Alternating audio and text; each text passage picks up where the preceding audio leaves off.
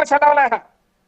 नीट बोलत जा. तमाशा तुम्ही लावला देशाचा. तुमचं कमेंट चालू असताना मी बोलतो का मध्ये? शांततेत बोला, पर्सनली बोलू 50 नका. 100 पट मोठा आवाज काढू कविताजी, शकतो. त्यांना सांगा मुद्दा मी मांडा. काही चिल्लर- माझ्यावर चिल्लर- पर्सनली बोललेलं मी असल्या सहन चिल्लर करणार माणसाला नाही. बोलत जाऊ नका.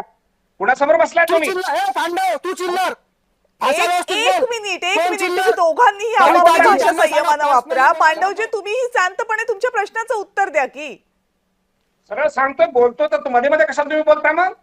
अहो, ते नाही बोलत आहेत, तुम्ही तुमचा मुद्दा पूर्ण करा. हा, मी हेच चिल्लर सांगतो म्हणू आहे नको.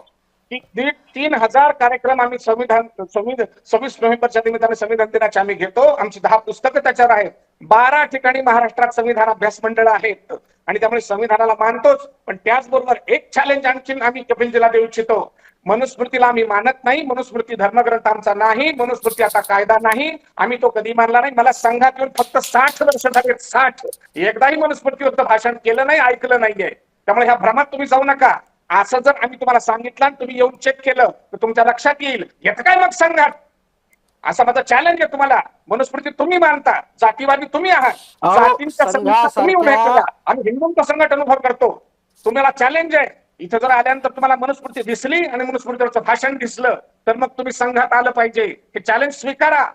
तुम्ही जातीवादी संघटना आहात. संघासारख्या वाईट विचारधारेमध्ये विकृत विचारधारे करण्याचे वाईट दिवस माझ्यावर आलेले नाही.